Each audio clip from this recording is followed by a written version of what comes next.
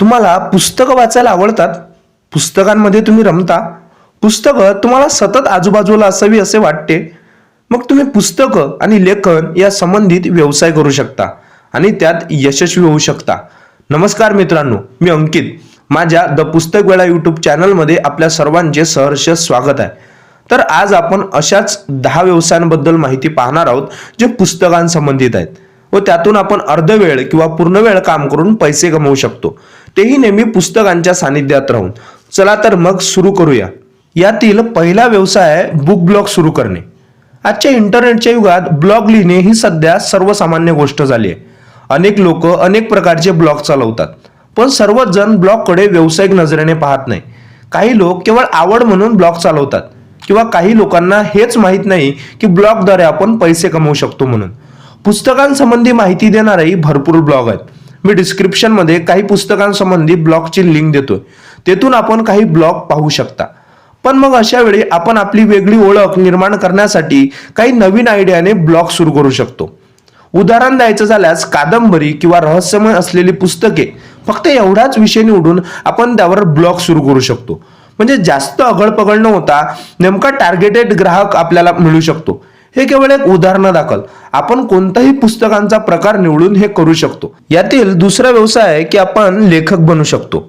आपल्या प्रत्येकात एक लेखक दडलेला असतो, पण त्यातील 1%च लोक प्रत्यक्ष पुस्तक लिहू शकतात. म्हणजे तुम्ही पुस्तक लिहिल्यास त्या 1% लोकात येतात. तुम्ही तुमचे विचार, अभ्यास, कविता, कथा, अनुभव या पुस्तक रूपात तयार करून लोकांपर्यंत पोहोचू शकतो. सगळ्यात महत्त्वाचे म्हणजे केवळ पुस्तक लिहून ब्रेड बटरचा प्रश्न सुटत नाही. वास्तविक अनेक पुस्तकांच्या 5000 कॉपी सुद्धा खपत नाही.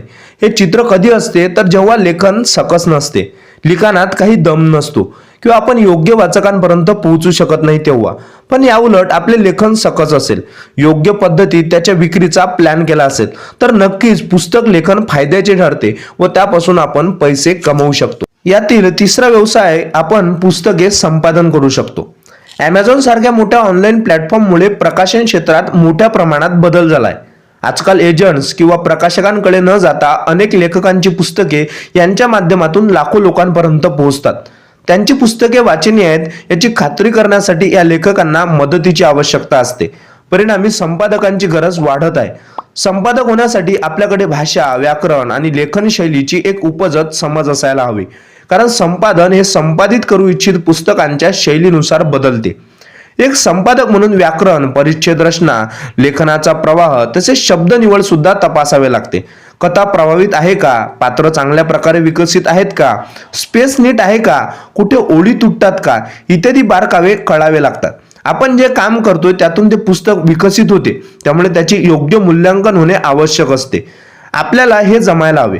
आपली संपादन सेवा जितकी सखोल असेल तितके आपण शुल्क आकारू शकतो, पण आपली संपादन कलेसोबत लेखनही चांगले असायला हवे. यातील चौथा व्यवसाय आपण प्रकाशन सेवा सुरू करू शकतो.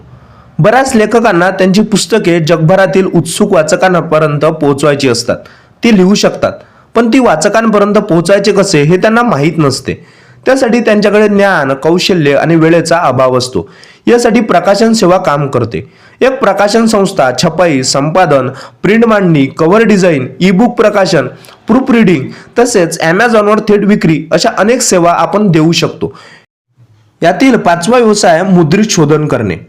प्रूफ रीडर म्हणजे मुद्रित शोधक. कोणतेही लेखन व्याकरण आणि मांडणी दृष्ट्या तपासणे, त्यातील चुका सुधारून सदोष लेखन समोर आणणे हे त्याचे काम असते.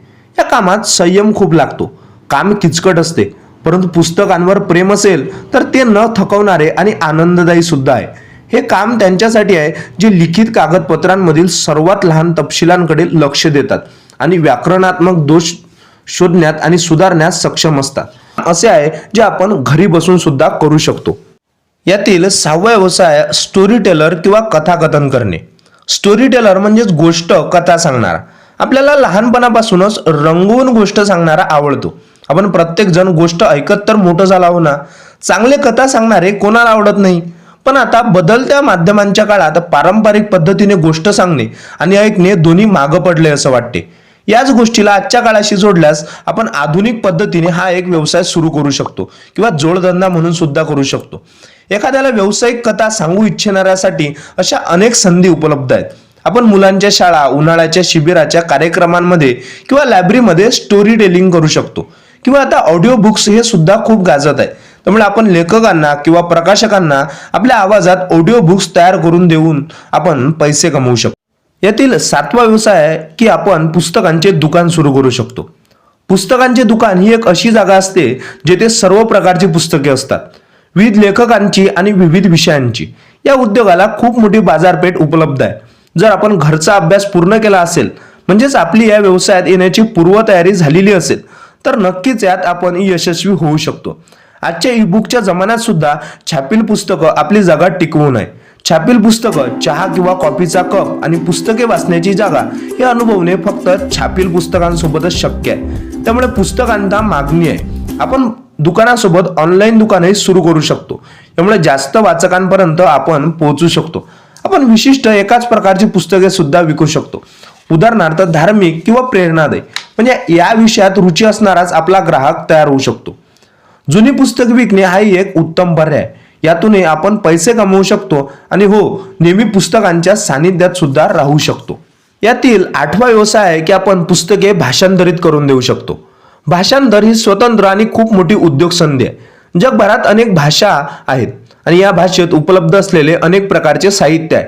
जर तुम्हाला एकाहून अधिक भाषा येत असतील तर त्या तुमच्यासाठी एक उद्योग संधी आहे. यातून तुम्ही चांगली कमाई करू शकता. सध्या बाजारात अनेक प्रकारची भाषांतरित करणारी सॉफ्टवेअर उपलब्ध आहे, पण जे भाषा कौशल्य व्यक्तीमध्ये त्याच्या प्रत्यक्ष कामात असते ते सॉफ्टवेअरमध्ये नसते. भाषांतर म्हणजे शब्दशः त्याचा अर्थ लिहिणे हा नसून त्यामागील भावना शब्दांकित करणे असते. भाषा कौशल्याच्या जोरावर आपण याचा नक्कीच विचार करू शकतो. विविध पुस्तके नेहमी वेगवेगळ्या भाषेत भाषांतरित करायची असतात. त्यासाठी लेखकांना किंवा प्रकाशकांना भाषांतरित करणाऱ्यांची गरज असते. आपण भाषांतरित करण्याचे काम करून आपण पैसे कमवू शकतो. यातील 9वा व्यवसाय मुद्रण म्हणजेच प्रिंटिंग प्रेस सुरू करणे. प्रिंटिंग प्रेस सुरू करण्यासाठी केवळ आवड असून चालणार नाही, तर योग्य नियोजन आणि आराखडा तयार करावे लागेल. या उद्योग संधीमध्ये सुरुवातीला जास्त मेहनत घ्यावी लागेल. प्रिंटिंग हे असे क्षेत्र आहे जेथे व्हिजिटिंग कार्ड आणि ऑफिस स्टेशनरी पासून पुस्तकं, मॅगझिन, वर्तमानपत्र प्रिंटिंग किंवा बॅनर प्रिंटिंग अशा अनेक प्रकारच्या प्रिंटिंग उपलब्ध असतात. सध्या आपण पुस्तक आणि संदर्भातील प्रिंटिंग विषयी बोलत आहोत, तर या क्षेत्रातील प्रकाशक, लेखक आपले ग्राहक असतील.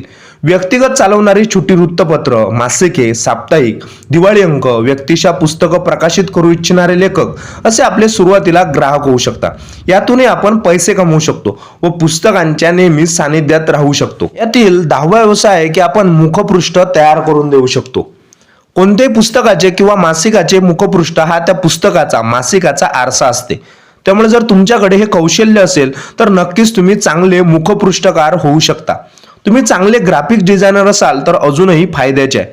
खरं तर आपण त्या कलाकृतीत रंग भरता आणि वाचकाला आकर्षित करता. त्यामुळे हा व्यवसाय सुद्धा आपण करू शकतो व यातून आपण भरपूर पैसे कमवू शकतो. मित्रांनो, व्हिडिओ आवडल्यास नक्की शेअर करा आणि हा 10 व्यवसायासंबंधी काही अडचण असेल तर कमेंट बॉक्समध्ये आम्हाला अवश्य सांगा. आमच्याकडून जी मदत होईल ती आम्ही नक्की करण्याचा प्रयत्न करू. धन्यवाद.